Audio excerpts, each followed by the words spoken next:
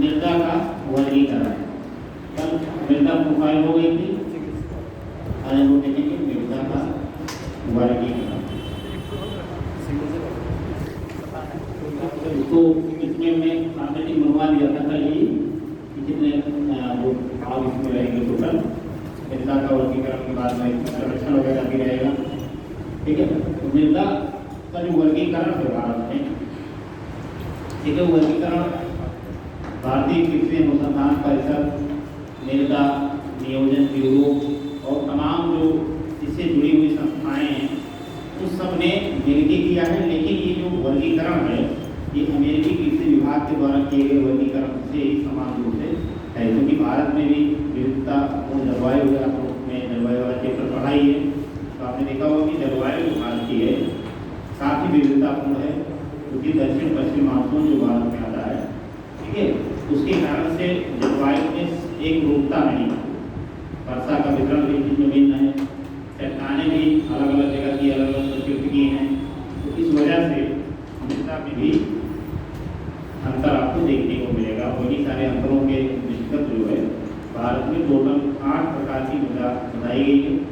ठीक है, 8 का तो हम उल्लेख नहीं करेंगे, नाम ही कोई लिखेंगे, लेकिन जो महत्वपूर्ण मृदा है जैसे जलोढ़ मृदा, जलोढ़ मृदा को हम जरूर देखेंगे। जलोढ़ मृदा की विशेषताएँ क्या हैं, इसमें समस्याएँ क्या आती हैं, इसके अलावा इसके समाधान क्या हैं, क्योंकि ज़्यादा तौर पर देखेंगे ऊपर में पूछता तो जलोढ़ मृदा उसमें सबसे प्रमुख मृदा के रूप में जिससे संबंधित प्रश्न आपके सामने प्री में भी और मेंस में भी आएगा। जैसे आपको कि उत्तर भारत के लोग हैं, उत्तर भारत की अधिकांश जो मृदा है वो जलोढ़ ही है। अगर आपसे प्रश्न पूछा जाए कि जलोढ़ मृदा से संबंधित कुछ समस्याएँ बताइए, तो आपको अगर आप जलोढ़ मृदा पढ़ें तो आपको समस्याएँ बता रही है, अगर नहीं पढ़े हैं तो फिर संकट हो जाएगा बताने के लिए।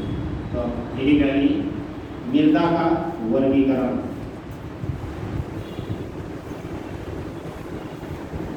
लेकिन देश की आज़ादी के बाद में लिखना नहीं है, सबसे महत्वपूर्ण जो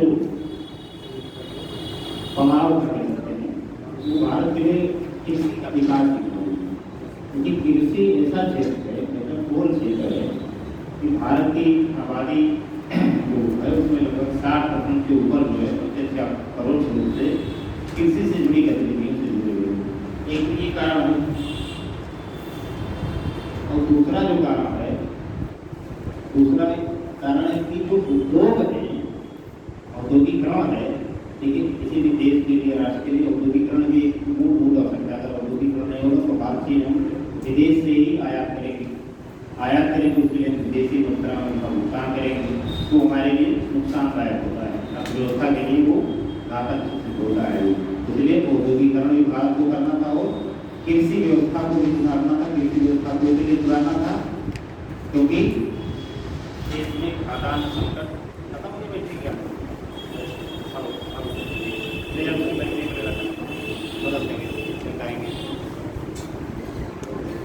स्वतंत्रता के समय देश में खाद्यान्न संकट एक बड़ा गंभीर था।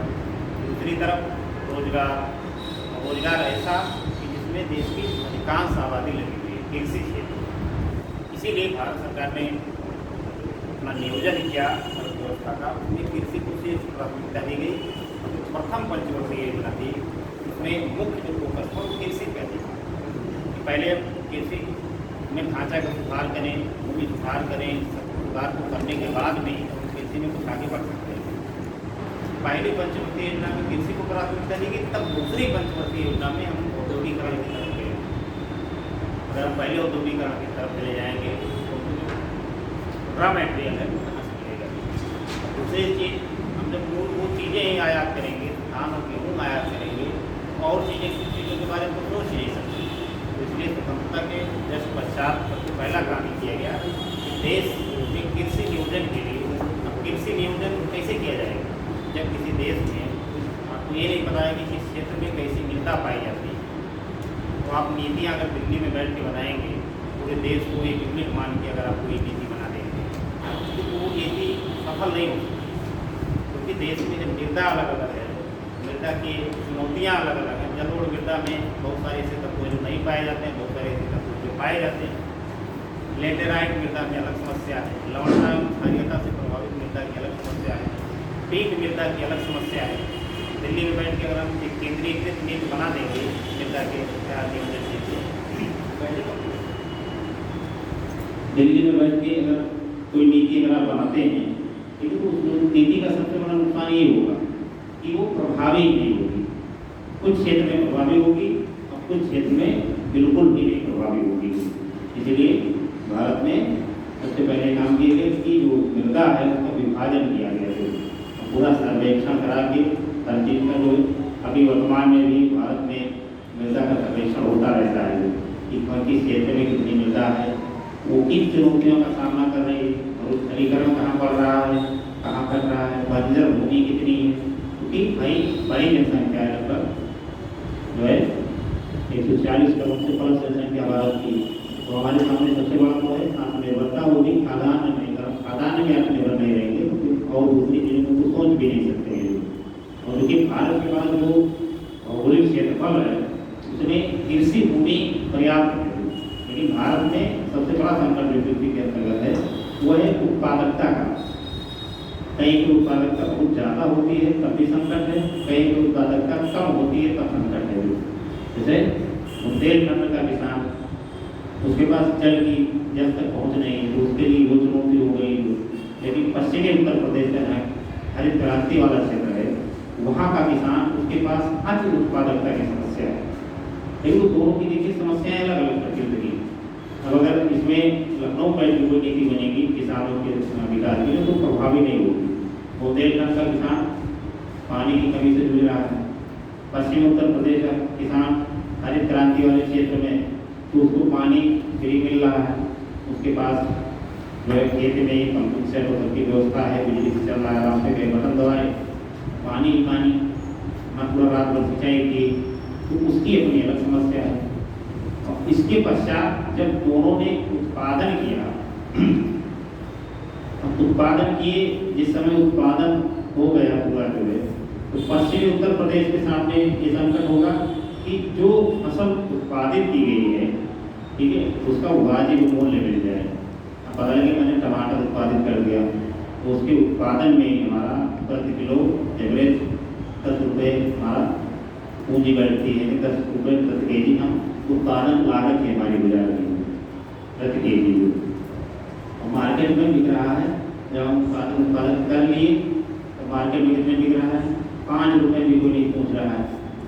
तो अब ये अति उत्पादकता की समस्या है। और जिस दिन हम उत्पादन के बारे में सोचे थे उस दिन की समस्या ये थी कि उस दिन टमाटर 50 रुपये किलो बिक रहा है, तो हम सोचे कि चलो हम उत्पादित कर दें, ना 50 तो 30 में तो हमको देखी जाएगा, 10 रुपये लागत लगेगी तो 20 रुपये तक भी हमको लाभ हो जाएगा। तो उनके पास अति उत्पादकता का संकट है। और एक तरफ ही किसान है जिनके पास पता लगे कोई सब्जी लगा के बुआई कर दी, वर्षा वर्षा हो जाएगी तो कुछ हो जाएगा, सूखा पड़ गया, जो होना तो वो भी नहीं हुआ, जो भर्ती भी नहीं लौटी, तो इनके पास लेवल की समस्या है। और ये समस्या का जो आधार है वो दो ही है, एक मृदा और दूसरा जलवायु। बुंदेलखंड की मृदा अलग किस्म की है, पश्चिमी उत्तर प्रदेश की अलग किस्म की है। ये तो मैं उत्तर प्रदेश के स्तर पर उदाहरण की समझाने का प्रयास कर रहा हूँ। ये पूरी भारतवर्ष के स्तर पर अगर आप देखेंगे तो मृदा की विविधता के कारण ही कृषि में विविधता आपको देखने को मिलेगी, क्योंकि हर प्रकार की मृदा में अलग अलग फसलें ज़्यादा अनुकूल होती हैं। जैसे काली मृदा है उसमें कपास की खेती ज़्यादा अनुकूल है, जलोढ़ मृदा है, हालांकि जलोढ़ मृदा तो उपजाऊ मृदा मानी जाती है, तो उसमें आप धान की भी खेती करते हैं, गेहूँ की भी खेती करते हैं, और नकदी फसलों में गन्ने की भी खेती करते हैं, सरसों वगैरह भी हो जाता है, तिलहन में भी सारी चीज़ें हो जाती हैं। ठीक है, तो यानी एक तरह से कह सकते हैं कि जो है बहुउपयोगी मृदा है। लेकिन लेटेराइट मृदा है या पर्वतीय प्रकार की पीट मृदा है, वन्य मृदा, ठीक है, तो वहाँ पे हम लोग वनोद्यान की खेती करते हैं, फलोद्यान की खेती करते हैं, वहाँ पे इन सब चीज़ों की खेती, जो चीज़ क्लाइमेट और मृदा जहाँ जैसे वहाँ उस प्रकार की खेती हम करते हैं। लेकिन हर मृदा की अपनी अलग अलग चुनौतियाँ हैं। तो इसी के दृष्टिगत रखते हुए सरकार को ऐसी नीति बनाए जाएगी तो इन सारी मृदा के जो क्षेत्र हैं उनको हम लोग ध्यान में रखें, उसके बाद एक कोई नीति का निर्माण करें जिससे ज़्यादा प्रभावशाली ढंग से वो योजना काम करेगी। तो इसी के आधार पर वर्गीकरण भी भारत में किया गया। तो लिख लीजिए इसको लेकिन स्वतंत्रता के पश्चात और तेज लिखने का प्रयास आप लोग किया गई। स्वतंत्रता के पश्चात भारत में कृषि एवं भूमि सुधार के अंतर्गत कृषि एवं भूमि सुधार के अंतर्गत मृदा का वैज्ञानिक सर्वेक्षण किया गया। मृदा का वैज्ञानिक सर्वेक्षण किया गया।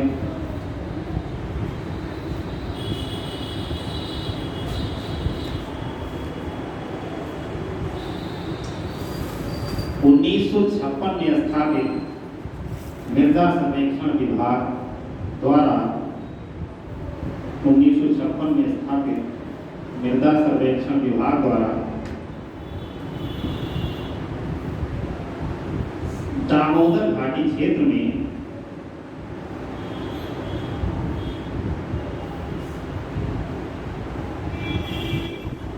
दामोदर घाटी में मृदा का व्यापक अध्ययन किया गया।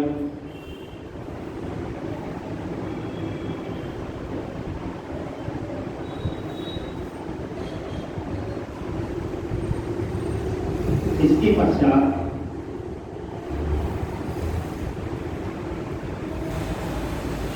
मृदा के अध्ययन को मृदा के अध्ययन को अंतर्राष्ट्रीय स्तर पर तुलनात्मक बनाने के लिए मृदा के अध्ययन को अंतर्राष्ट्रीय स्तर पर तुलनात्मक बनाने के लिए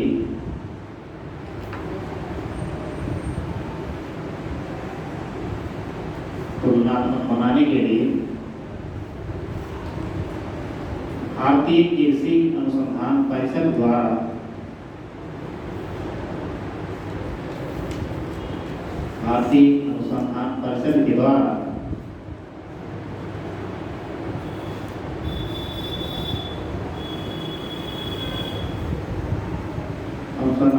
के द्वारा भारत की मृदा को 8 वर्गों में विभाजित किया गया।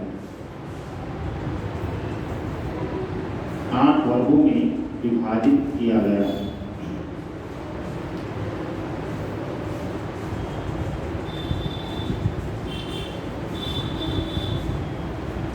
इस विभाजन का मूल आधार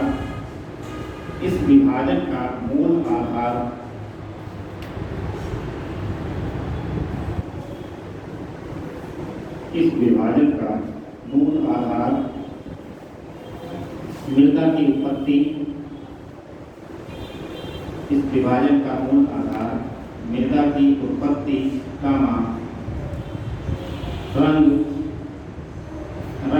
कलर मृदा की उत्पत्ति रंग रासायनिक संयोजन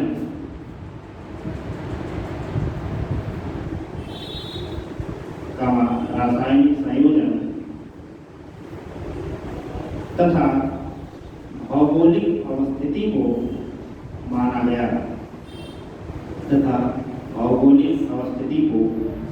गया है।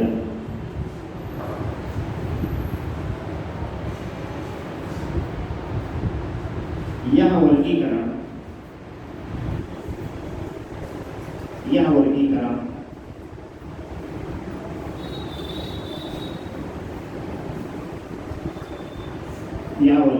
संयुक्त राज्य अमेरिका के कृषि विभाग के द्वारा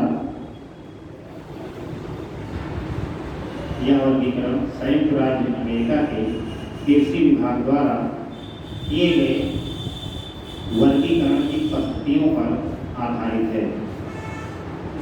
संयुक्त राज्य अमेरिका के द्वारा किए गए वर्गीकरण की पद्धतियों पर आधारित है।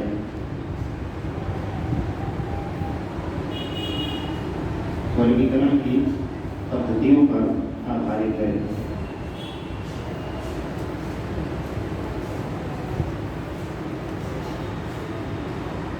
लीजिए, भारत की 8 मृदा निम्नलिखित हैं। भारत की 8 प्रकार की मृदा निम्नलिखित हैं। पहला, जलोढ़ मृदा।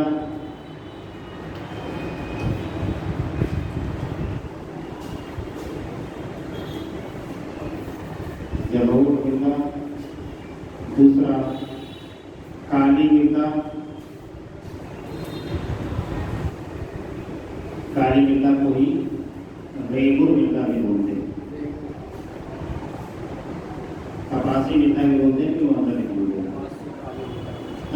कपासी काली मृदा, हाँ, तो ये कपासी मृदा जो नाम जाना जाता है, रेगुर मृदा भी बोलते हैं। तीसरा लाल एवं पीली मृदा, लाल एवं पीली मृदा। चौथा लेटेराइट मृदा, लेटेराइट मृदा। पांचवा शुष्क मृदा, शुष्क मृदा।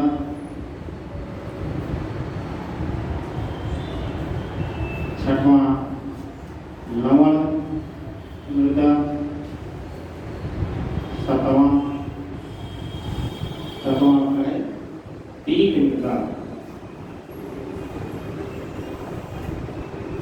पीक मृदा।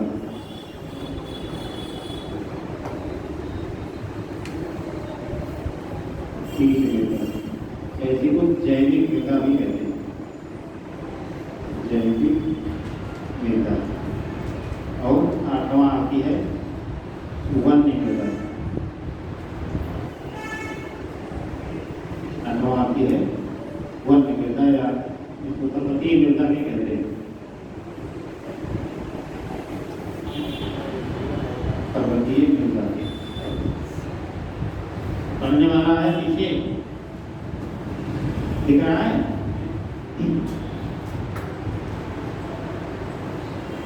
इसलिए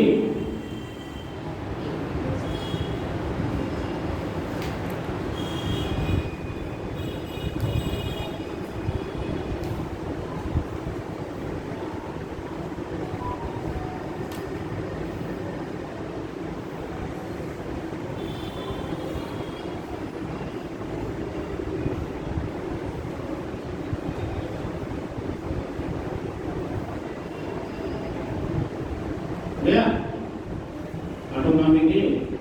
आठों का तो हम चर्चा नहीं करेंगे, बहुत लंबा हो जाएगा, लेकिन मिलता ही पढ़ेंगे। आपको पूछा जाता है जब हम लोग यहाँ पे थोड़ा सिलेक्टिव होंगे तो हम लोग यहाँ जलोढ़ मृदा और काले मृदा जो है इसके बारे में डिटेल रूप में देखेंगे। बाकी मृदा को अगर आपके पास पढ़ लेंगे तो आप समझेंगे। हालांकि थोड़ा मैं समझा दूंगा हर मृदा के बारे में थोड़ा थोड़ा, लोकेशन क्या है और क्या विशेषता होती है, ठीक है। लेकिन प्रमुख मृदा है वो यही होती है। तो पहली गाड़ी जलोढ़ मृदा।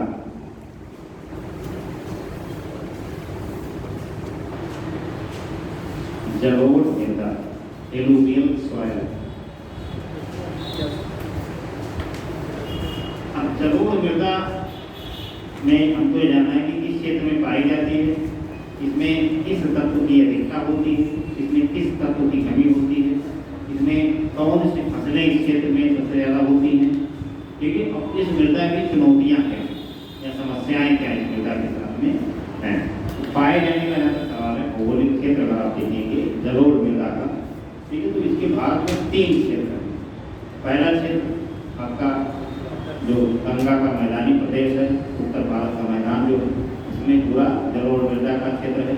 और इसकी गहराई जो है, ठीक है, वो काफ़ी ठीक ठाक है। 1 से 2 किलोमीटर या कहीं कहीं 2.5-3 किलोमीटर तक भी इसकी गहराई है, यानी काफ़ी गहराई तक जो यहाँ पे जलोढ़ मृदा का जमा हुआ है।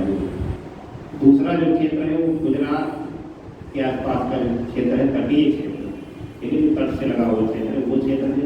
और तीसरा जो क्षेत्र है वो पूर्वी तटीय मैदान, पूर्वी तटीय जो मैदान है वो भी क्षेत्र जलोढ़ मृदा के अंतर्गत ही आता है। अगर मैप बनाना चाहें तो आप बना सकते हैं, जो यहाँ पे जलोढ़ मृदा के संबंध में छोटा सा मैप यहाँ बना के दिखा दे रहे हैं। आप लोग भी अगर संभव हो तो उसी में बना लीजिए।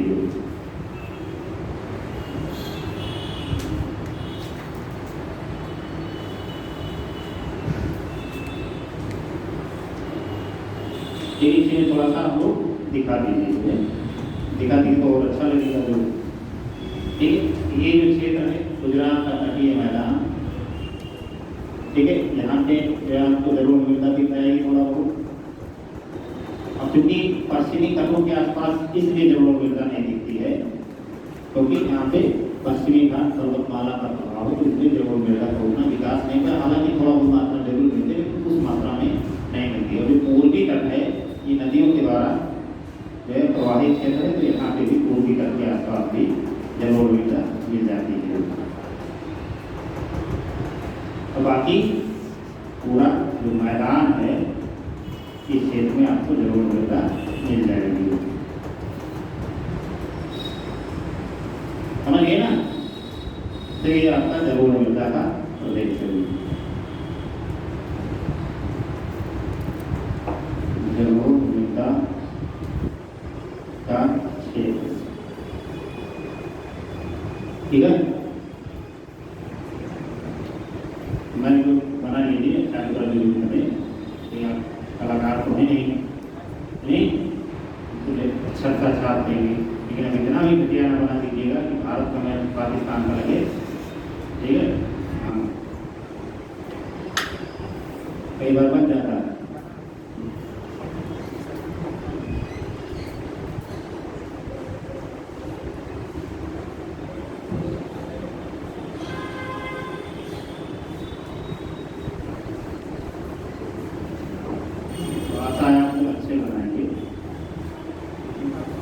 हमारे इतना बेकार नहीं बनाएंगे। हमारे मित्र थे पनीर की सब्जी बहुत अच्छी बनाते थे, कोई बनना हो पनीर की सब्जी तो उनका 2-4 लोग कह दिए भैया बहुत अच्छा बनाते हैं, मतलब हाथ जो है चाहिए उंगली चाहिए, बहुत बेहतर बना देते हैं भैया लोग। कभी 3-4 लोग मिलकर लगातार 2-3 मिनट तक तारीफ कर दिए, समझो उसी बहुत घटिया बनेगा, ठीक है। पता लगे नमक ज़्यादा डालती, ठीक है, और सब कुछ ज़्यादा नमक ज़्यादा होगा तो हम बेकार है। तो वैसे आप लोग भी ज़्यादा तारीफ नहीं करते, हल्के हल्का करते हैं तारीफ, तो पता लगेगा कि बना देंगे भारत का मैच ब्राज़ील का मैच चलेगा। चलिए जलोढ़ मृदा का हम लोग भौगोलिक प्रदेश समझ चुके लगभग ये कहाँ पे है। जो एक मिनट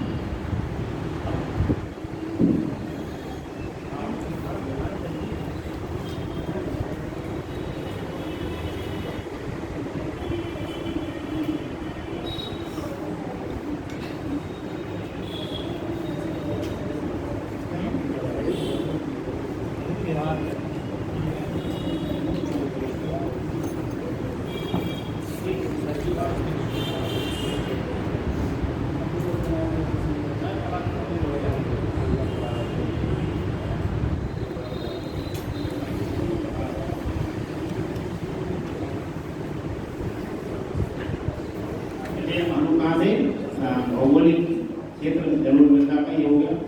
दूसरा चीज कि जलोढ़ मृदा का जो संयोजन है उसमें कौन सा तत्व अधिक पाया जाता है, कौन सा तत्व कम पाया जाता है। तो इतना भी क्षेत्र देखें, इसमें जो गंगा का मैदान है उसमें जलोढ़ मृदा की गहराई सबसे ज़्यादा करती है, मतलब 1 से 2 किलोमीटर और कहीं 3 किलोमीटर गहराई तक भी वो आपको जलोढ़ मृदा का विस्तार मिलेगा। और इसमें नाइट्रोजन, ह्यूमस या जीवाश्म जिसको बोलते हैं, तथा फास्फोरस, इन 3 तत्वों की बहुत भारी कमी होती है। सबसे बड़ा संकट यही है, नाइट्रोजन, फास्फोरस और जीवाश्म या ह्यूमस जिसको बोलते हैं, ये 3 तत्व उसमें बहुत कम पाए जाते हैं। आप देखेंगे अपने यहाँ जितनी खेती बाड़ी होती है उसमें इन 3 चीज़ों का प्रयोग और से किया जाता है कि अच्छा उत्पादन हो सके। और इसमें अधिकता किसकी पाई जाती है? चूने की अधिकता पाई जाती है। तो लिखो देखो जलोढ़ मृदा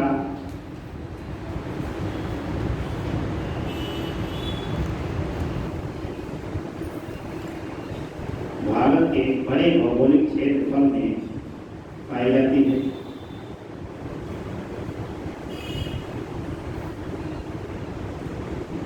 परसेंटेज आपको नहीं निकालने क्योंकि आप कई किताबों 35% लिखिएगा, कई किताबों 28% लिखिएगा, कई किताबों 40% है, आप लोग कन्फ्यूज होंगे।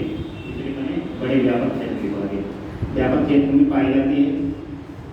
इस मृदा का निर्माण नदियों के द्वारा लाए गए अवसादों के निक्षेपण से हुआ है। इस मृदा का निर्माण नदियों के द्वारा लाए गए अवसादों के निक्षेपण से हुआ है।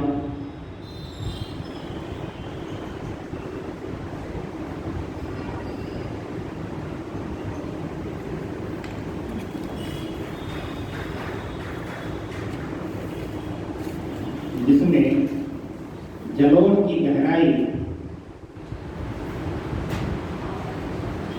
1 से 2 किलोमीटर तक पाई जाती है। इसमें जलोढ़ की गहराई 1 से 2 किलोमीटर तक पाई जाती है।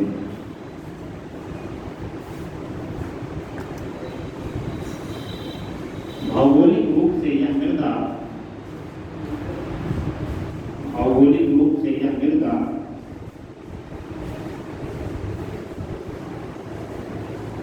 उत्तर के मैदानी प्रदेश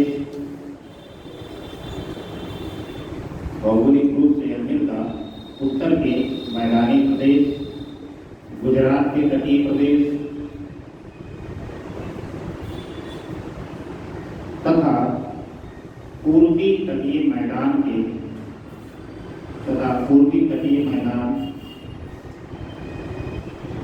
में पाई जाती है। पूर्वी तटीय मैदान में पाई जाती है। इस मृदा में नाइट्रोजन, फास्फोरस तथा ह्यूमस की कमी होती है तथा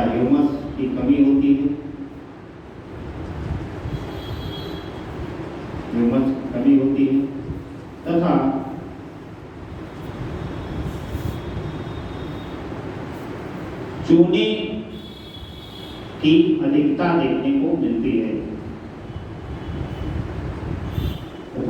की अधिकता देखने को मिलती है चूना यानी कैल्शियम डिवीजन में ब्रेकर के लिए जाएगा। चूना ब्रेकर के कैल्शियम, लेकिन कैल्शियम से मिल जाए तो घबरा जाए। कैल्शियम की अधिकता देखने को मिलती है। इसका रंग राख या धूसर की तरह होता है। राख या धूसर की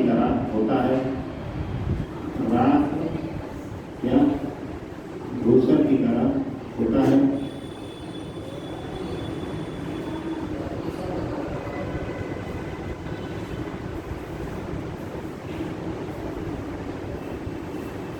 पैराग्राफ 3 इसमें 3 चीजें जान चुके हैं जलोढ़ मृदा के संबंध में। पहला, भौगोलिक अवस्थिति कहाँ पे है।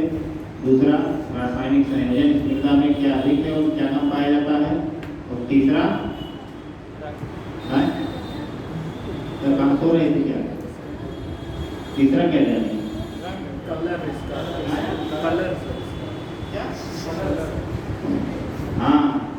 कलर यानी बेसिक परिचय आपको लगेगी जलोढ़ मृदा। अब हमको देखना है पैराग्राफ 10 कि जलोढ़ मृदा की जो कृषि प्रणाली है वो क्या है। तो पैराग्राफ 10 के लिए जलोढ़ मृदा के क्षेत्रों में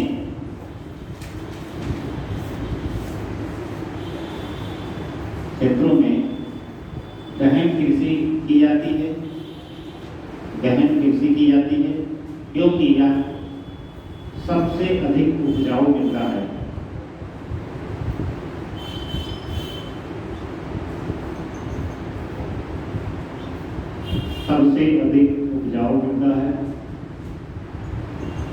फसल संयोजन की दृष्टि से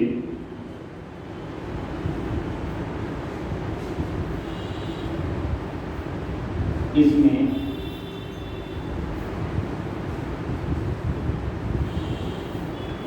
गेहूं, चावल, गन्ना,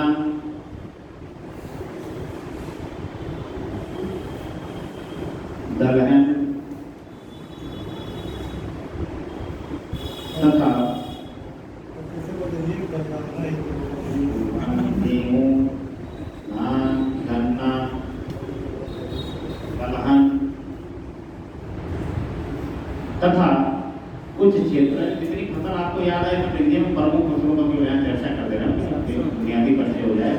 बाकी आप अगर देखेंगे तो पंजाब हरियाणा में जो पैटर्न है वो धान, गेहूं, गन्ने का है। मध्यवर्ती मैदानों में अगर पैटर्न आप देखेंगे तो गेहूं, चावल, गन्ने का पैटर्न आपको दिखाई देगा। अगर आप पश्चिम बंगाल और पूर्वी भारत में चले जाएंगे तो वहाँ पे धान और पटसन, पेटुआ अपने यहाँ पे बोलते हैं, ठीक है, इसका पैटर्न आपको दिखाई देगा। तो हम सारे फसलों का लेवल क्षेत्र हम समझ जाएंगे कहाँ पे क्या उत्पादित होता है। चलिए एक बार हम कितने बोलते हूँ, लिखिए धान, गेहूँ, गन्ना, दलहन, तिलहन, पटसन जैसे फसलों का उत्पादन होता है।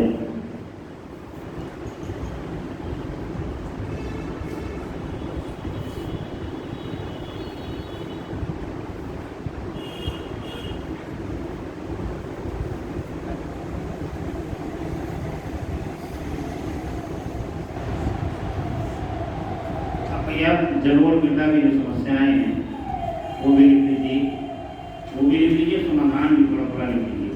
तो समस्या पहले इसकी क्या है, जल जमाव की समस्या तो लिख दीजिए। पैराग्राफ चेंज करके थोड़ी सी हेडिंग डाल दीजिए कि जलोढ़ मृदा की समस्या, जलोढ़ मृदा की समस्या,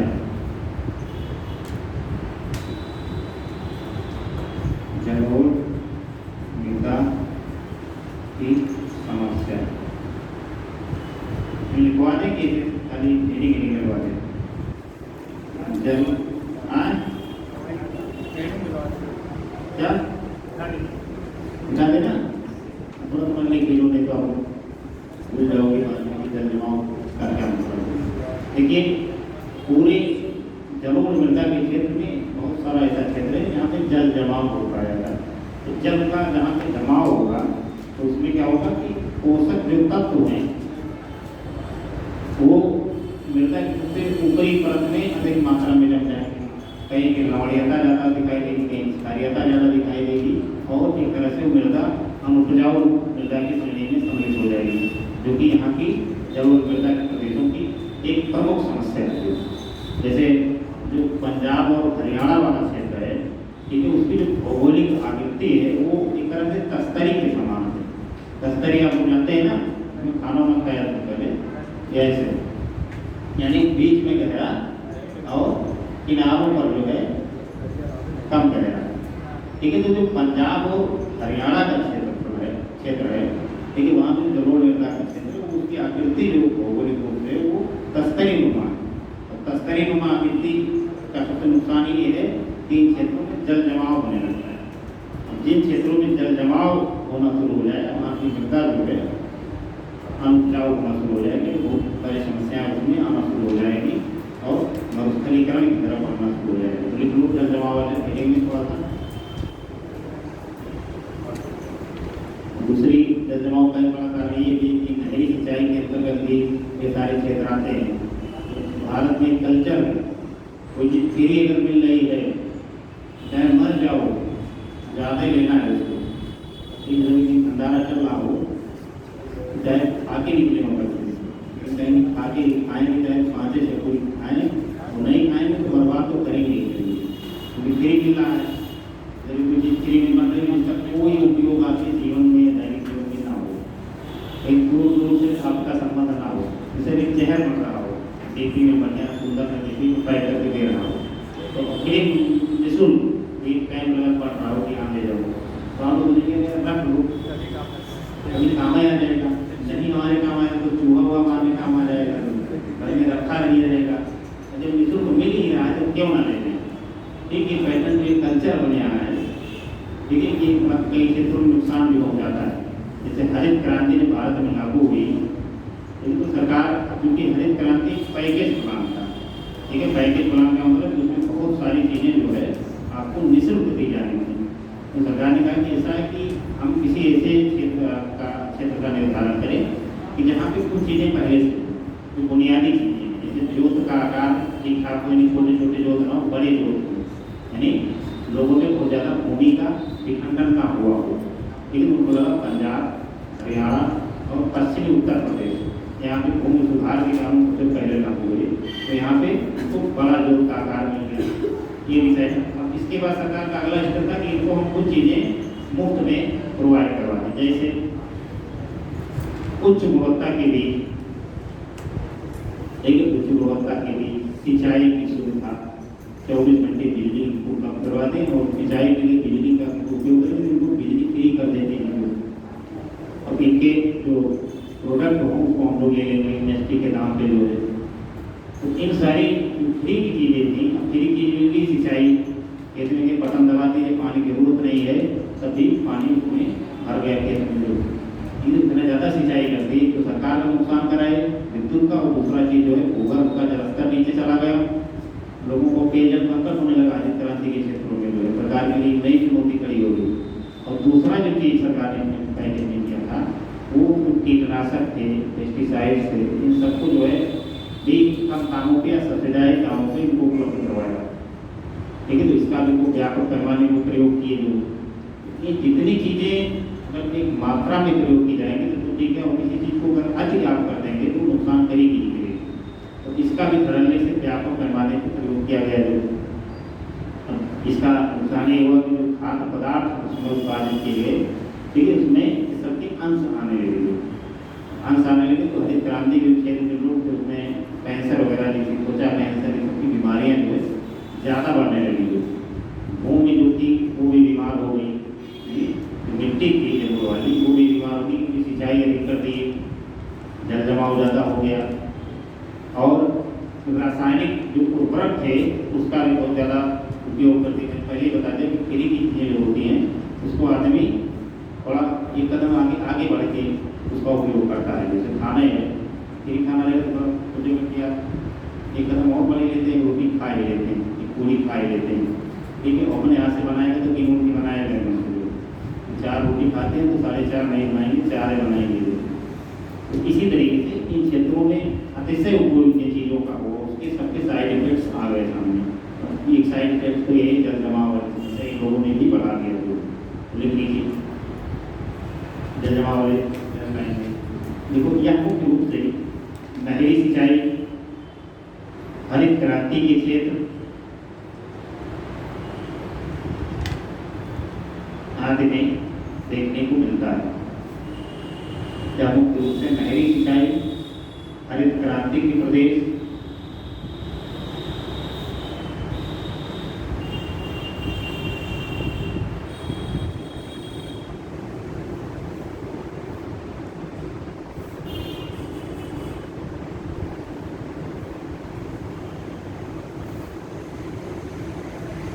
देखो ऐसे ही क्षेत्र को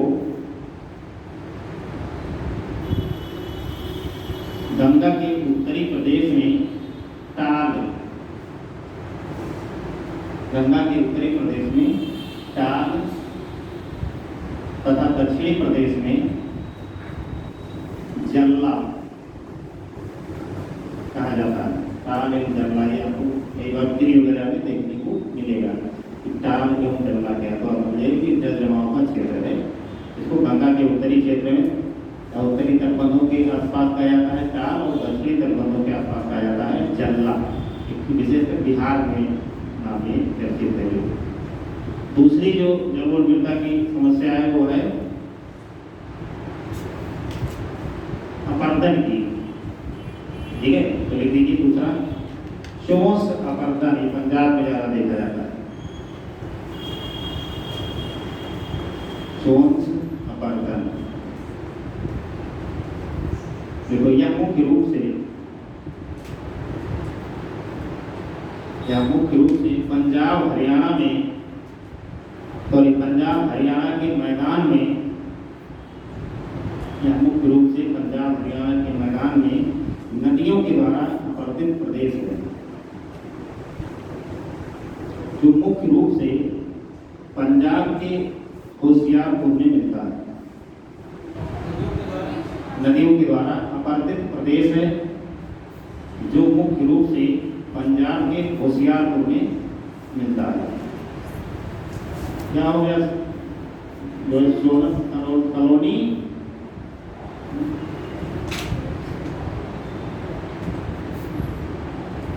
टूट गया। पंजाब के होशियारपुर पंजाब में क्षेत्र है जो है, मैं लिख देता हूँ। होशियार बहुत है लेकिन होशियारपुर नहीं लिख पा रहे हैं, तो हम भी लिख दिए, समझ जाएंगे ठीक है। पंजाब के होशियारपुर में मुख्य रूप से क्षेत्र देखने को मिलता है।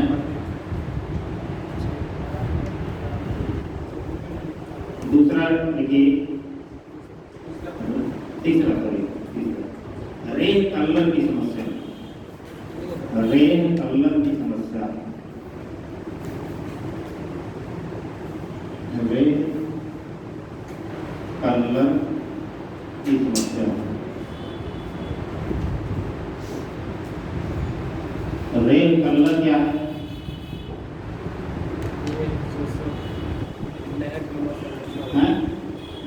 संरचना हाँ, और कोई मुझे बता देते हैं, आपको काम में बताएंगे क्या करें लोग काम खड़े किए हैं, आपको हम भी बता देंगे। ये जो रेन कलर की समस्या है, अब आप लोग शायद जानते ना हो, क्योंकि ये रूप से जो मृदा है जहाँ पे अधिक सिंचाई की जाती है, जल जमाव अधिक रहता है, तो वहाँ पे विशेष तौर पर पाया जाता है कि मृदा में जो लवण के अंश होते हैं मृदा के ऊपरी परत में आ जाते हैं, तो ऊपर एकदम से दिखेंगे वो सरफेस पे, इसको अपने यहाँ विहार बोलते हैं, लोकल भाषा में विहार भूमि बोलते हैं, अपने यहाँ पूर्वी उत्तर प्रदेश में। और पहले जो रेत होता था, रेत एक सफ़ेद सफ़ेद तरीके का ऐसे पाउडर रहता होता था, जो मृदा के ऊपरी परत में आ जाता था अपने आप को। कब आता था? जब मृदा में जल जमाव होता, जल जमाव जैसे खत्म होता था, जैसे इस प्रकार की गतिविधि वहाँ देखने को मिलती है। पहले जो पुराने लोग थे, ठीक है, इनकी रेत से कपड़ा धुलते थे, जो रेत होता था, ठीक है, इसी से कपड़ा धुलते थे। इसको जब जल जमाव खत्म होता तो इसको बोरे इकट्ठा करके रख लेते थे। अब आप लोग शायद नहीं आते, लेकिन यहाँ पे बाबा पिताजी भी जानते होंगे, जो आप लोग उनसे बात संपर्क कर लीजिएगा। रेत जानते हैं कि नहीं जानते हैं? तो जो शहर में पैदा हुए यहीं बड़े हुए वो तो नहीं जानते होंगे, कि जो ग्रामीण क्षेत्र से जुड़े हुए लोग हैं, खेती किसानी से भी थोड़ा बहुत संबंध है, कि वो लोग जानते होंगे। तो आप लोग संबंध है कि नहीं है? कहते सारे लोग चलिए फिलहाल तो रेन कलर की समस्या जो है ये हरित क्रांति प्रदेश की समस्या है। वहाँ पे खूब सिंचाई की तो मृदा में लवण के अंश ऊपरी भागों में आ गए थे, इसे को पाया था रेन कलर की समस्या। लिख लो, यह भी मुख्य रूप से हरित क्रांति प्रदेश की मृदा की समस्या है। यह भी मुख्य रूप से हरित क्रांति प्रदेश की मृदा की समस्या है।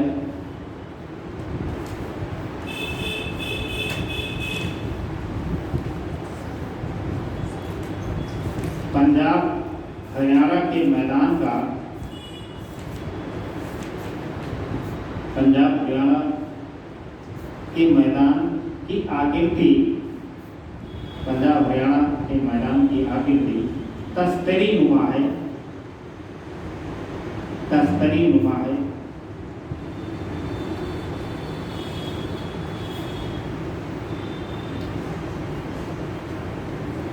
इसीलिए इन क्षेत्रों में अधिक सिंचाई के कारण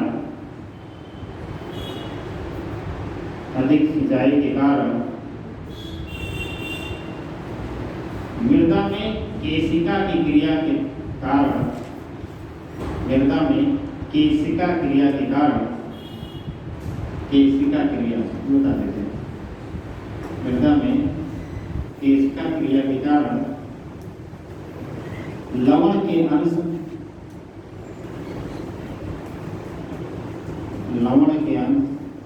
ऊपरी भागों में आ जाते हैं,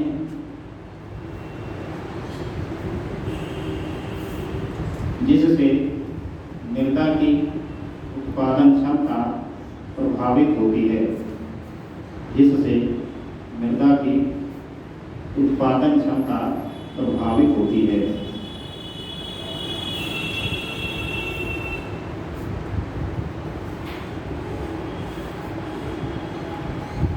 केशिका क्रिया आपको समझ रही नहीं है? मेरी पढ़ाई की है कभी भी नहीं की है। कोशिका नहीं, केशिका तो भी कहते हैं उसे।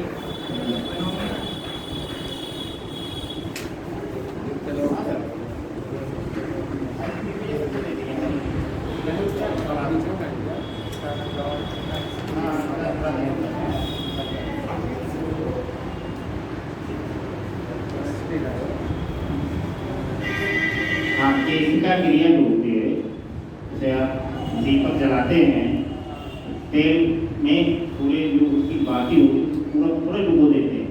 आप तेल में हल्का सा डुबो देते हो, उसी के सहारे जो है तेल ऊपर पड़ता रहता है।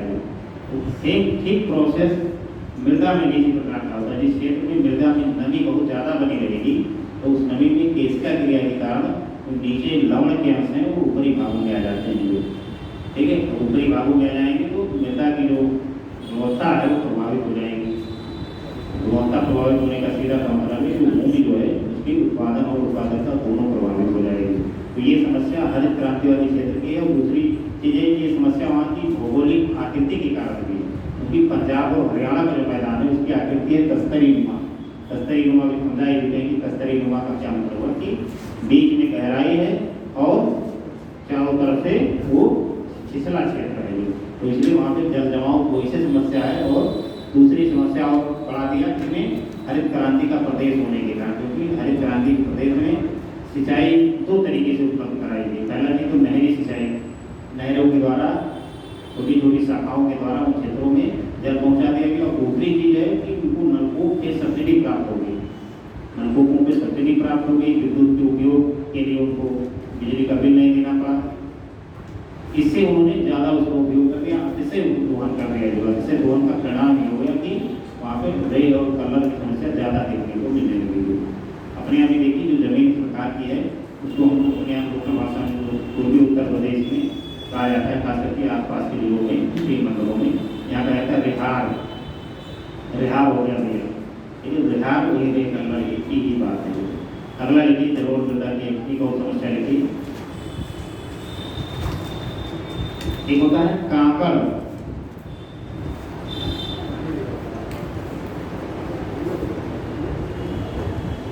कांकड़ इसमें लिख लो,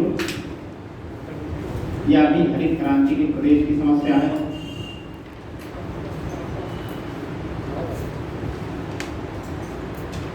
यह भी हरित क्रांति प्रदेश की समस्या है, जिसमें कैल्शियम उर्वरकों के अधिक प्रयोग के द्वारा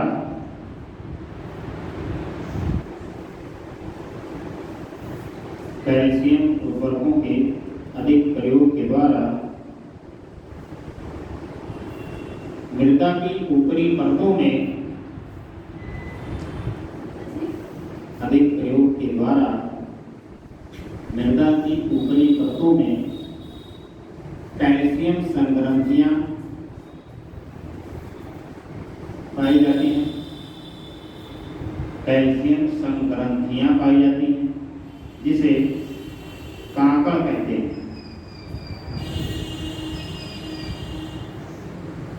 जिसे कांकड़ कहते हैं।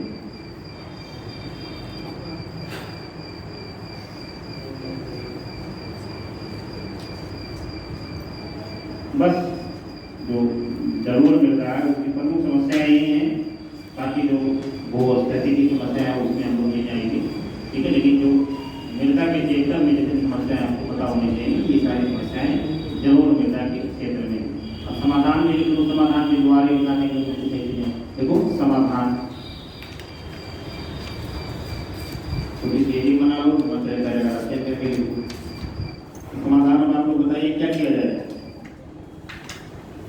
कोई भी समस्या है, नौकरशाह जो होते हैं, नौकरशाह का मतलब जो अधिकारी होते हैं, बेरोजगार होते हैं, जो आपको करने का प्रयास करते हैं, उन्हीं से पूछा जाता है कि भैया समस्या का समाधान कैसे किया जाएगा, ठीक है।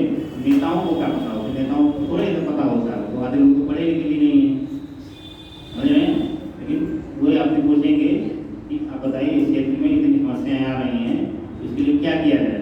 तो हम मोबाइल बैठे रहोगे तो अगले दिन अपना बदल देगा सचिव, मोटा वाले को कुछ नहीं आ रहा है, ठीक है। तो आपको बताना पड़ेगा कि इसके समाधान क्या क्या है, क्या समाधान हो सकता है। जो केमिकल उर्वरक जो उपयोग किए जा रहे हैं अधिक मात्रा में, उसको कम किए जाए और इसकी जगह जो जैविक उर्वरक हैं, हाँ, जो असम में जिस तरह की खेती, तो पहला ये लिख लो इनकी तरफ से। देखो, रासायनिक उर्वरकों के स्थान पर जैविक या जैव उर्वरकों को बढ़ावा दिया जाए। रासायनिक उर्वरकों के स्थान पर जैव उर्वरकों को बढ़ावा दिया जाए। जैव उर्वरकों को बढ़ावा दिया जाए।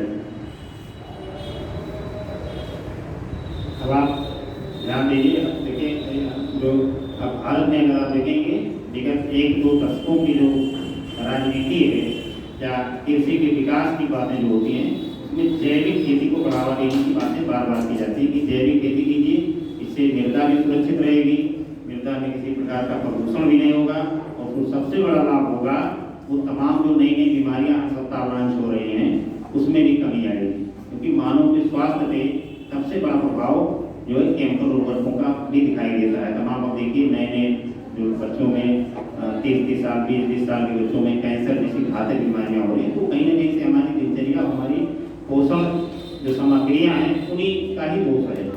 ठीक है, और पता लग रहा है कि पहले के व्यक्ति होते थे वो जैविक उर्वरकों का प्रयोग करते थे, जो गोबर की खाद, ठीक है, इन सब चीज़ों का प्रयोग करते थे। ठीक है, तो उसमें बहुत सारी ऐसी व्याधियाँ थी जो लगभग 70-80 वर्ष के बाद आती थी, जो अब वो व्याधियाँ 30 से 35 साल में दिखाई देने लगती हैं। जो तो कहीं ना कहीं से जीवन की गुणवत्ता जो है वो प्रभावित हुई है इन सारे उर्वरकों के प्रयोग से।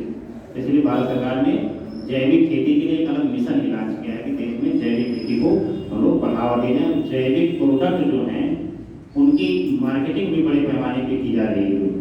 ठीक है, जैविक खेती के लिए सिक्किम को पूर्ण रूप से जैविक खेती वाला राज्य घोषित कर दिया गया, वहाँ कोई रासायनिक उर्वरकों का प्रयोग नहीं होता है। और जो जैविक प्रोडक्ट होते हैं, ठीक है, वो थोड़ा महंगे भी बाजारों में बिकते हैं, उसका अंतर्राष्ट्रीय मार्केट भी बहुत बड़ा है। जैसे ये आलू जो हम लोग 35 रुपये किलो में खरीदते हैं, जैविक प्रोडक्ट के आलू होंगे वो 250-300 रुपये में बिकेगी। और भारत जैविक उर्वरकों का जैविक जो पदार्थ हैं, ठीक है, उनके उत्पादन के मामले में ठीक ठाक स्थिति में, लेकिन अपने यहाँ जो होता है उसका उपभोग बहुत सीमित है। भारत के जितने जैविक उत्पाद हैं ठीक वो सब बेचे कहाँ जाते हैं, यूरोप में और अमेरिका में, क्योंकि क्रय शक्ति उनके पास है। और यहाँ मरे जा रहे हैं 30 रुपये किलो आलू खरीदने में लोग, तो 250-300 रुपये तो थोड़े खरीद पाएगा आदमी, तो क्रय शक्ति नहीं है। मतलब आलू खाली खरीद लिए, चावल और खाली आलू को आदमी खाएगा नहीं, तो दाल भी होनी चाहिए, चावल भी होना चाहिए, सब्जी भी होना चाहिए, रोटी भी होना चाहिए। पता लगा ये आलू मकोड़ रहे हैं आपको, आलू खा खा के जिंदा है, वो भी जैविक वाले। ठीक है, तो ऐसा सब होने की क्रय शक्ति नहीं है। तो अब जहाँ पैसा जिसके पास है वही तो वो करेगा, तो अंतर्राष्ट्रीय मार्केट में सबकी डिमांड होती है। भारत जैविक खेती को लगातार प्रमोट कर रहा है, सरकार की वर्तमान में सरकार है उसमें भी देखेंगे तो जैविक खेती के लिए बहुत सारे कार्यक्रम भी शुरू किए गए हैं कि जैविक खेती को बढ़ावा दिया जाएगा। दूसरा देखिए, सिंचाई की नवीनतम तकनीकों का विकास। सिंचाई की नवीनतम तकनीकों का विकास।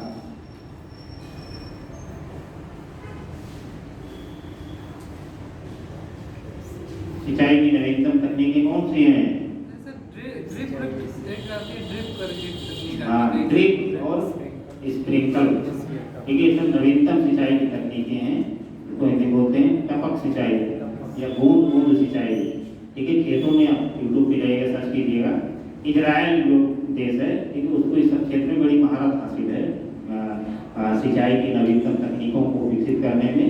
और बहुत छोटा क्षेत्रफल है इजराइल का, लेकिन वो खाद्यान्न का निर्यात भी करता है वो।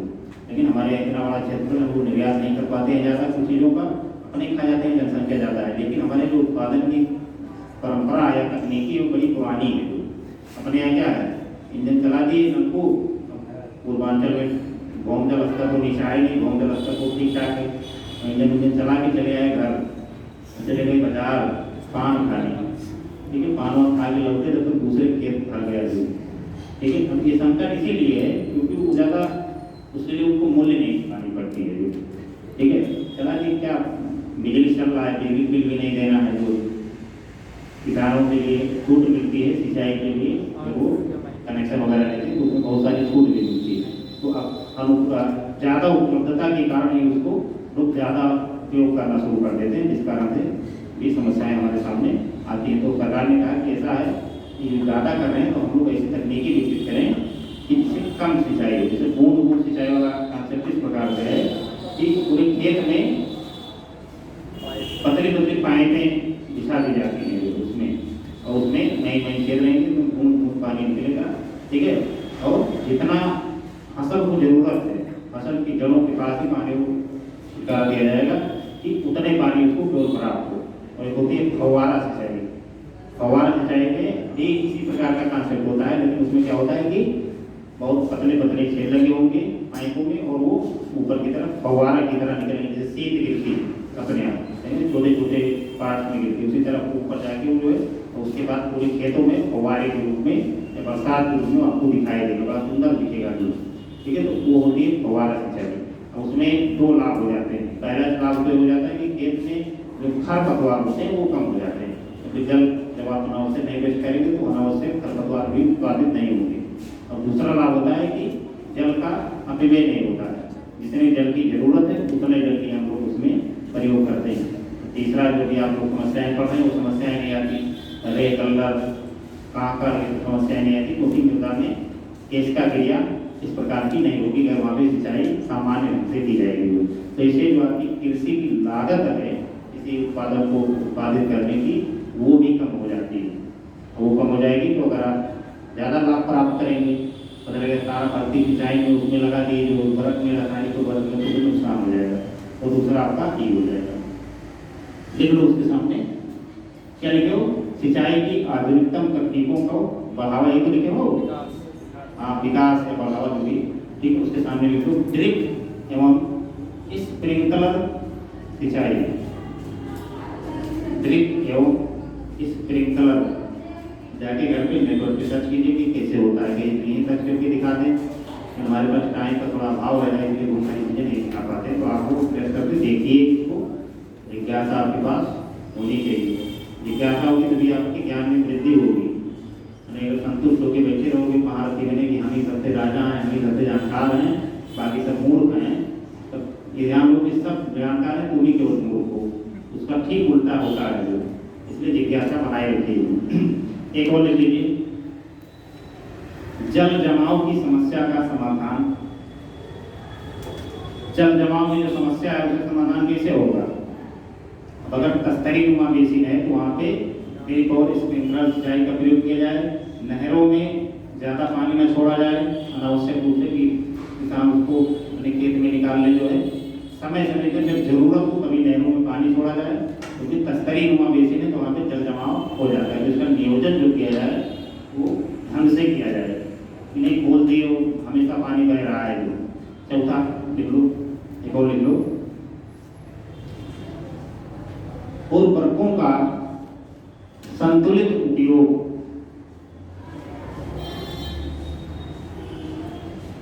उर्वरकों का संतुलित उपयोग।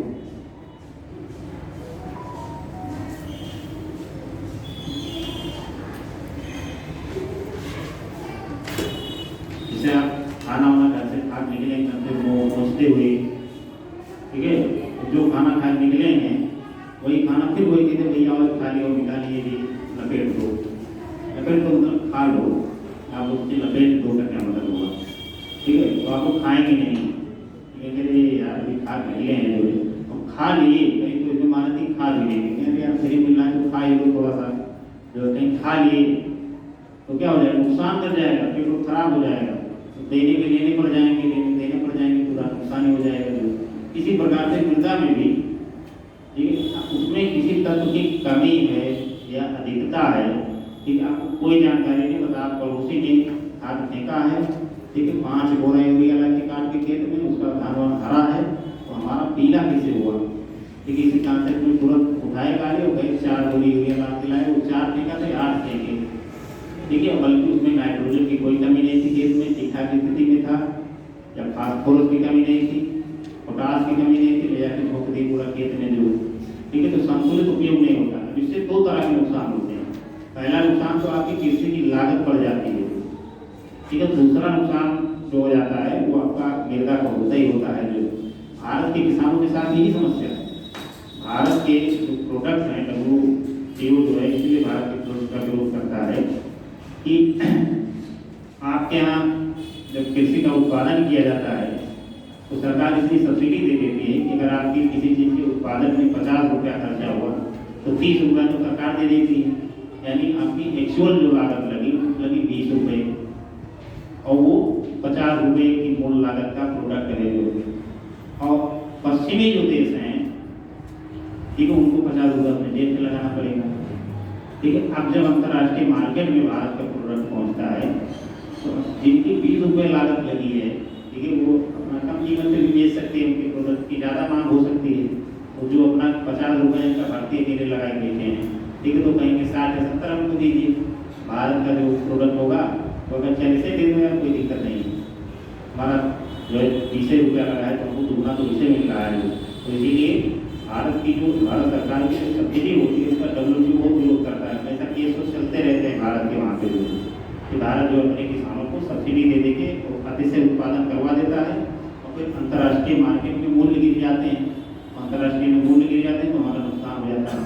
किसी भी चीज़ का अगर ज़्यादा उत्पादन होगा तो उसके मूल्य पर प्रभाव पड़ता है जो ठीक है, मूल्य कम हो जाएगा, किसानों का नुकसान हो जाएगा, जो या जो बिचौलिए होंगे उनका नुकसान हो जाएगा। जो पता कि टमाटर ज़्यादा उत्पादित हुआ तो उठा के डंप कर लिए थे, उनको समझ में आ गया कि अगले महीने टमाटर का दाम पहुंचने वाला है 80 रुपये किलो। आज कल टमाटर मंगाए और बना रखवा दिए जो स्टोर में, जैसे देखिए 80 रुपया हुआ, मंगाए थे 20 रुपये में, जैसे 80 रुपया हुआ जैसे निकाल दिए बोरा जो बिचौलिए होते हैं दाम बढ़ा देते हैं। ठीक है, इसको किसी को कहते हैं देसी भाषा में काला बाजारी। ठीक है, काला बाजारी में दुनिया की जो इस बिजनेस में शामिल लोग बहुत माहिर होते हैं, तो पहले से भाप लेते कि अगले महीने आलू प्लेट बढ़ने वाला तो खाली अगली मंगा के करवाया था पता हम कर लेते हैं, 5 रुपये मंगाए 25 रुपये बेच रहे हैं। जो इस प्रकार के कार्यों में संयुक्त लोग आपको मंडी जब आ जाएंगे सब्जी मंडी वहाँ पे दिख जाएंगे। ठीक है, उस पूरा बैंक होता है काला बाजारी कर करके हर चीज़ का दाम मंगवाए रहते हैं। तो सरकार सोचती है कि यार इतना उत्पादन हुआ था कम कैसे हो गया, ज़्यादा कैसे मार्केट में पहुँच गया, इतना दाम बढ़ गया। ठीक है, तो सरकार कहती है भैया तो छापा मारो। ठीक है, छापा मारते हैं तो पकड़ जाता है कि यहाँ पे 250 कुंटल आलू बरामद, यहाँ 500 कुंटल प्याज बरामद। ठीक है, तब उसको लेके उसको मार्केट में दोबारा लेकर तब जाके मूल्य नियंत्रित होता है। देखिए भारत में उर्वरकों का जो प्रयोग होता है बहुत ज़्यादा अच्छे प्रयोग कर दिया जाता है और असंतुलित प्रयोग किया जाता है जहाँ जरूरत है वहाँ नहीं। इसलिए सरकार ने 2015 में एक योजना शुरू की, मृदा स्वास्थ्य कार्ड। मृदा स्वास्थ्य कार्ड 2015 में सूरत राजस्थान का एक जिला है जो वहीं से इस योजना की शुरुआत प्रधानमंत्री ने की कि मृदा का परीक्षण आप करेंगे उसके बाद या उस प्रकार के उर्वरक का प्रयोग करेंगे। जो जिस उर्वरक की या जिस तत्व की आपकी मृदा में कमी होगी ठीक है वो आप करेंगे। आपकी मृदा के लिए 3 साल के लिए कार्ड बना दिया जाएगा, तो 3 साल तक आप इन चीज़ों का प्रयोग करें कि आपकी मृदा में पोटास की कमी है, चूने की अधिकता है या किसी कमी है जिसकी अधिकता है, पूरा चार्ट दे दिया जाएगा।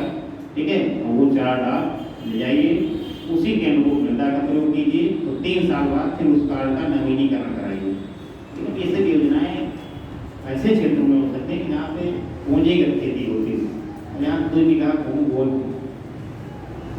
गेहूँ लेके जाएगा, प्लाट के फार्म भरिए और ये कीजिए वो कीजिए, उसके बाद आपके खेत की जो मृदा होगी लैब टेस्टिंग में जाएगी, फिर उसको घटाया जाएगा, इसे मतलब गेहूँ सींचने लायक हो जाएगा। तो आदमी इन्हें छोटा खेत होने के लिए जोत का आकार छोटा होने के नाते ये सब योजनाएँ प्रभावी नहीं हो पाती, लेकिन इसका सबसे अधिक लाभ कौन लेता है? इसका सबसे अधिक लाभ पंजाब और हरियाणा के किसान लेते हैं, क्योंकि वहाँ पूंजीगत तरीके की खेती करते हैं, तो वो इन आगतों का प्रयोग करने में ज़्यादा सक्षम होते हैं अपने यहाँ की तुलना में। अपने यहाँ को कृषि का मतलब एक तरह से अल्पकालिक रोजगार है, यानी खाली समय में खेती, बाकी समय में राजनीति या और कोई नीति ये चलता है अपने यहाँ। खेती का काम कितने दिन होता है? 3 सीजन होते हैं अपने यहाँ मुख्य रूप से, एक बुआई के, एक कटाई के बीच में से गन्ना में खेती होती है, तो वहाँ पे साल में एक बार उसका बुआई होता है, उसके बाद कटाई होता है, तो उसमें 2 ही बार हो पाता है।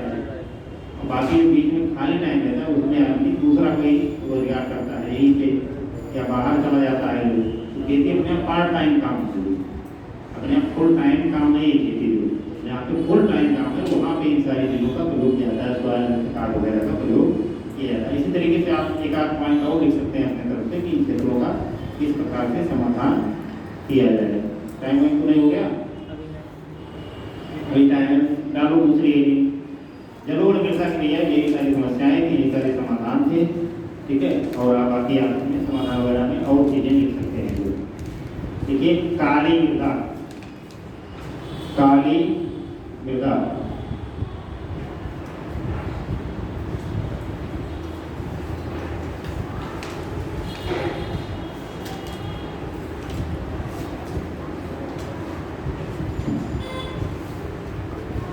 आपको नहीं गया आपको हैं?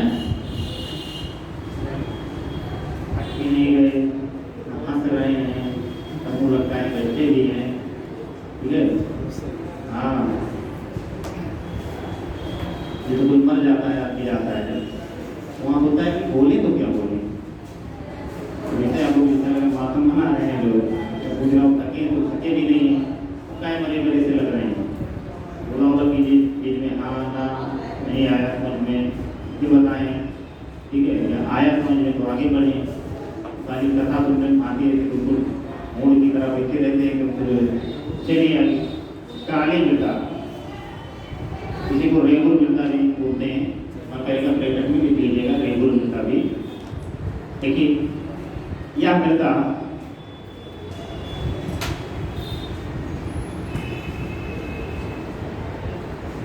भारत के प्रायद्वीपीय क्षेत्र में, भारत के प्रायद्वीपीय क्षेत्र में महाराष्ट्र, उत्तरी कर्नाटक,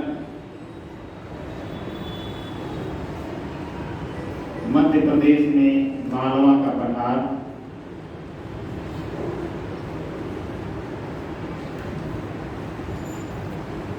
तथा गुजरात के काठियावाड़ में प्राप्त होती है, गुजरात के काठियावाड़ में प्राप्त होती है।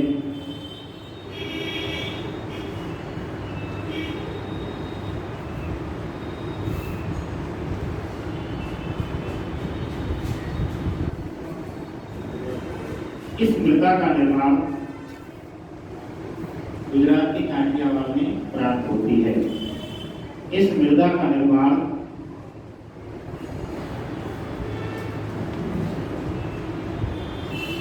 ज्वालामुखी के तरारी उद्भेदन से, इस मृदा का निर्माण ज्वालामुखी के तरारी उद्भेदन से,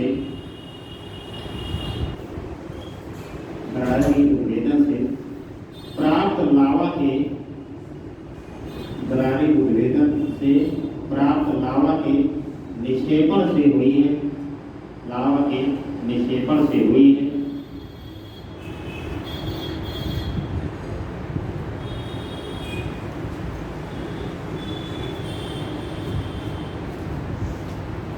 तथा टिटैनी फेरस, टिटैनी फेरस के कारण इसका रंग काला हुआ है। तो तथ्यात्मक है लिखिए, टिटैनी फेरस के कारण इसका रंग काला होता है।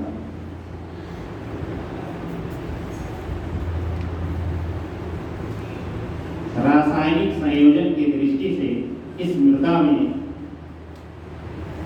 रासायनिक संयोजन की दृष्टि से इस मृदा में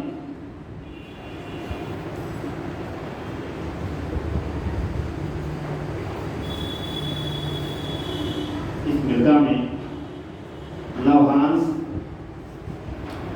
चूना, लौहांश, चूना, लौहांश, चूना तथा एलुमिना, एलुमिना तथा एलुमिना की अधिकता होती है।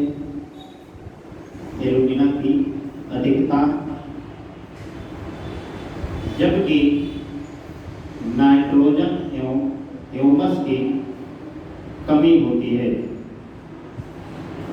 जबकि नाइट्रोजन एवं ह्यूमस की कमी होती है।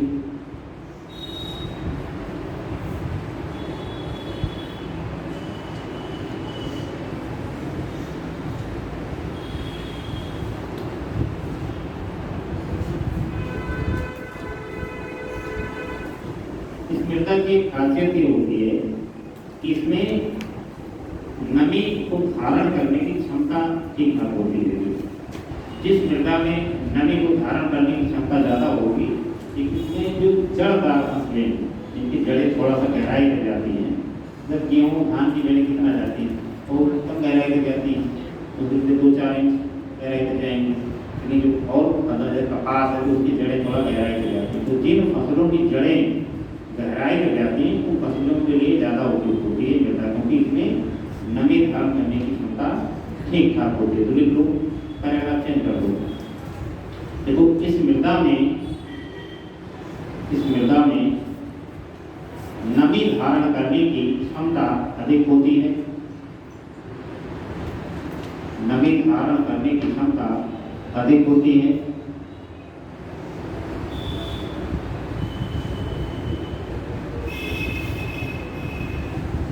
इसीलिए जड़दार फसलों के उत्पादन के लिए यह अधिक उपयोगी है। इसलिए जड़दार फसलों के उत्पादन के लिए यह अधिक उपयोगी है।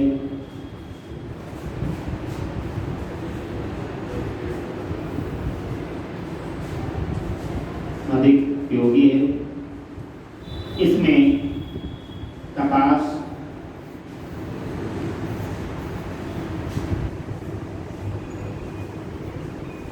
गन्ना, इसमें कपास, गन्ना, ज्वार, बाजरा, संतरा जैसे फसलों की खेती होती है। कपास, गन्ना, ज्वार, बाजरा, संतरा जैसे फसलों की खेती होती है। कपास का अधिक उत्पादन होने के कारण इसे कपास का अधिक उत्पादन के कारण इसे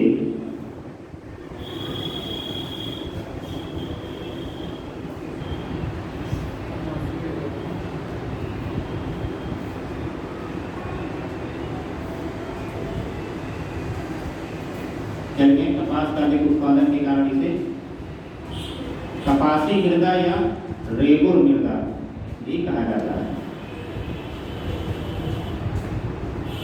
कपासी मृदा या रेगुर मृदा भी कहा जाता है।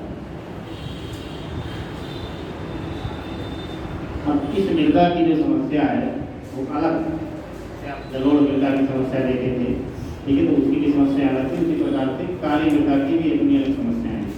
लेकिन इसकी सबसे बड़ी जो समस्या है, खुद ही इसका क्षेत्र आपने लिखा है, ठीक है, वो क्षेत्र लगभग कहाँ से आएगा,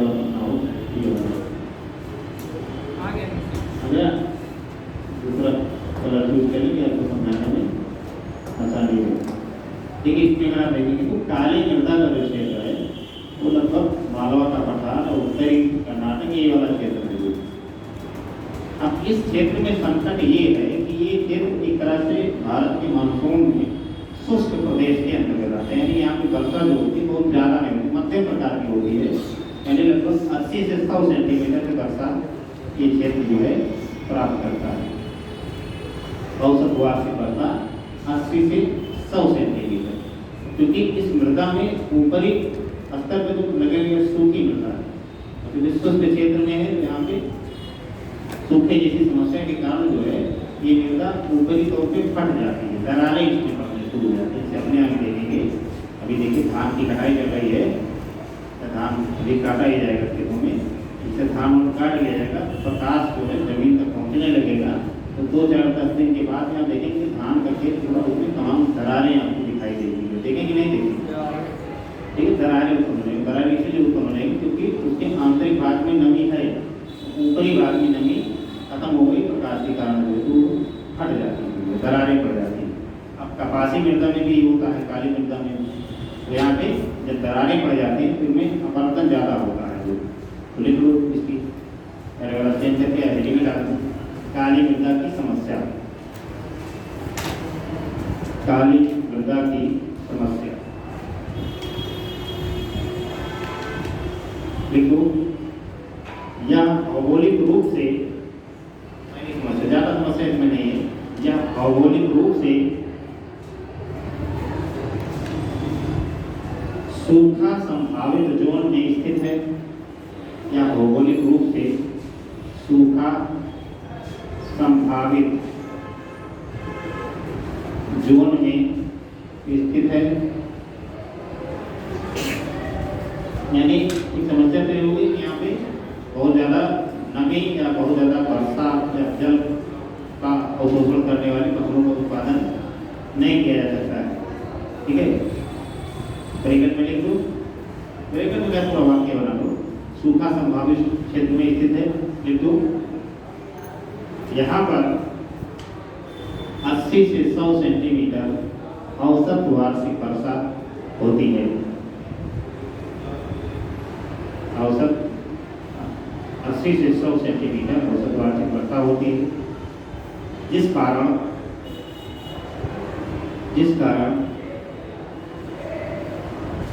मृदा में शीघ्र दरारें पड़ जाती हैं। इस कारण मृदा में शीघ्र दरारें पड़ जाती हैं,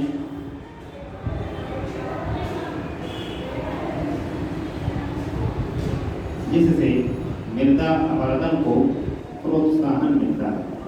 जिससे मृदा अपरदन को प्रोत्साहन मिलता है।